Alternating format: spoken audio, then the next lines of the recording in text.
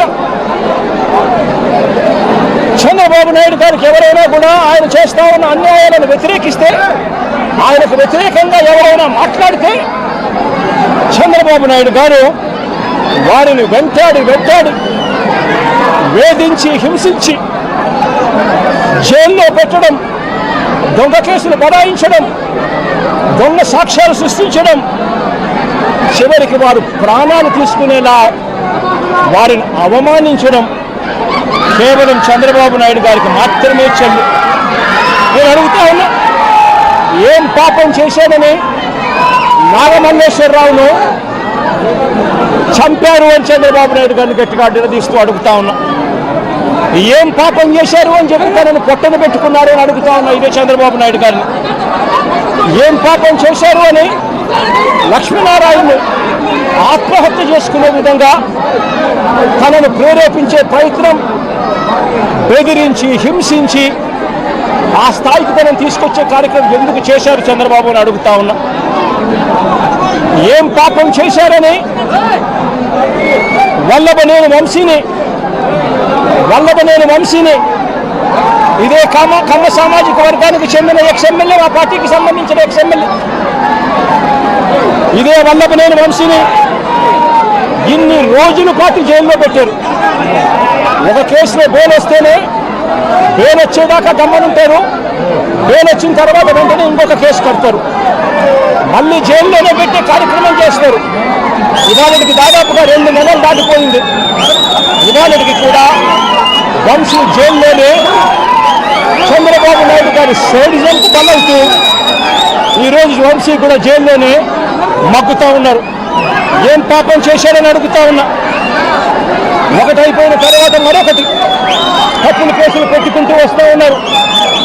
నేను అడుగుతా ఉన్నా, ఏం పాపం చేశారని కొడాలి నానిని మా పార్టీకి సంబంధించిన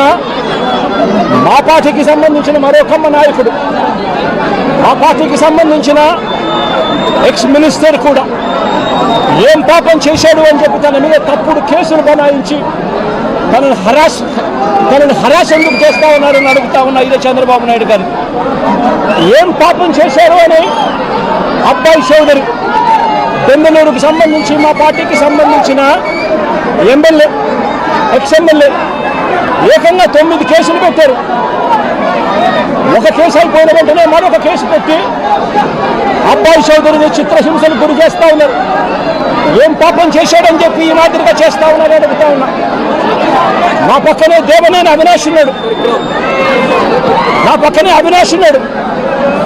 అవినాష్ ఏం పాపం చేశాడు అని చెప్పి అవినాష్ను కూడా కేవలం కమ్మ సామాజిక వర్గంలో పుట్టాడు, చంద్రబాబు నాయుడును వ్యతిరేకిస్తున్నాడు, చంద్రబాబు నాయుడుకు ఊడిగం చేయడం ఇష్టం లేదు అన్నాడు అన్న ఒకే ఒక కారణంతో అవినాష్ను కూడా కేసుల మీద కేసులు పెట్టి రోజు హింసించే కార్యక్రమమే చేస్తూ ఉన్నాడు. కోర్టులకు పోయి బెయిల్ తెచ్చుకొని రోజు చంద్రబాబు నాయుడు గారితో యుద్ధం చేస్తూ ఉన్నాం.